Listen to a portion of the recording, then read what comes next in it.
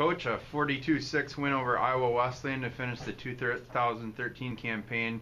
Your thoughts from Saturday's game? Well, hi, Greg. Yeah, my thoughts on Saturday's game was took us a little bit to get started, but we finished strong. Felt great about the second half, and proud of our young men, and especially the seniors, and how they led us this year. Northwestern scored 42 unanswered points in the game. How proud of you are your team for not allowing the Tigers to score after that initial touchdown in the first quarter? Yeah, Iowa Wesleyan has some weapons, no doubt about it, and we were able to put those men in check after that score right after the turnover, and so we were very glad to see our defense step up, and certainly the offense had a heck of a day as well. Your team and parents and community meets right after the game in a thing called the fifth quarter. So what was said either by yourself or others that stuck out to you during this week's fifth quarter celebration?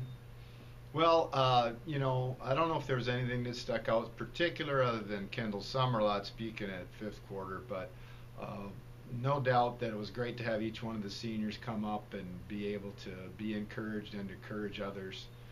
That's what our program's all about, is affirmation. Did you get a piece of the Reynolds Field grass after the game, since the field is supposed to be done over, I guess, in the summer for artificial turf next year? Never thought about that, but that's a great idea. Maybe I go out and cut a little of the lawn and put it in the memory box there. Let's talk about the season in general a little bit. You went 6-4 overall, 6-3 in UMAC play to finish in a solid fourth place in the conference standings. Did this year meet your expectations? Well, we do have expectations. There's no doubt about that. Not necessarily as far as one-loss record, although that is important. It is something we think about, but we really don't talk about one-loss expectations. We want to be the best that we can be, and felt like we finished pretty strong. Was it our best game overall? I don't know. We gave it our best shot. Was it our best? That I don't know. But I know our players gave it their best shot for that last game of the season. I had the privilege of being next to you at halftime as you spoke to your guys, and one thing that you told your guys was that how they play in the second half really sets the tone for the beginning of next season. Can you elaborate on that a little bit? Yeah, I think that's something that Coach Johnson and Coach Moore had brought up, and so I wanted to emphasize those two things because we wanted our seniors to finish strong, and they did, but we also always want to look with one eye toward the future.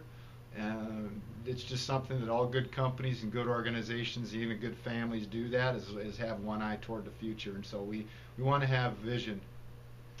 All 10 of the UMAC teams elected to take their bye week in week 11 of the college football season, which is this coming Saturday. 9 of the schools are done, with St. Scholastica moving on to the Division III playoffs. That'll be in 2 weeks. Do you like the idea of not having to play another mid-November game? Yeah, I have mixed feelings about it. I appreciate being done a little early and being able to catch some of the MIAC games or other games. I know the Gopher-Wisconsin game would be a fun one to attend next week, things like that. On the other hand, it'd be nice to be able to finish out late, especially for those teams that do enter into the NCAA playoffs. It's tough sometimes to have that bye week and to prep and things of that nature.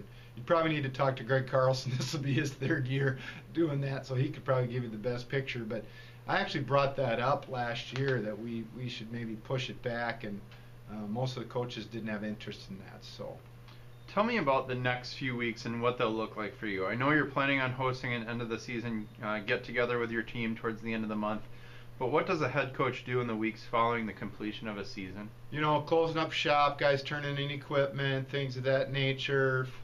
There's other small things that I do as a head coach to just kind of get ready for the get-together that we'll have as a group of football players from the 2013 season.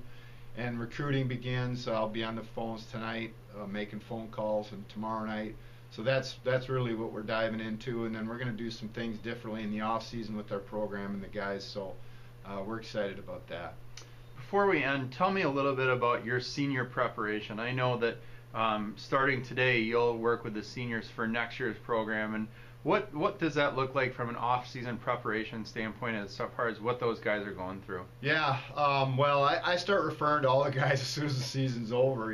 The juniors or seniors and freshmen or sophomores and so forth. And so we'll start meeting with the seniors, next year's seniors, real soon here, and I'll talk to them at our team meeting before everybody leaves. So, yeah, we definitely want to invest into our men in the off season, both on the field and off the field, and certainly in the classroom. But I'll start meeting with the seniors sometime here in December or late November. Well, enjoy the first part of the off season, Coach. We'll catch up in a few months. Thanks, Craig.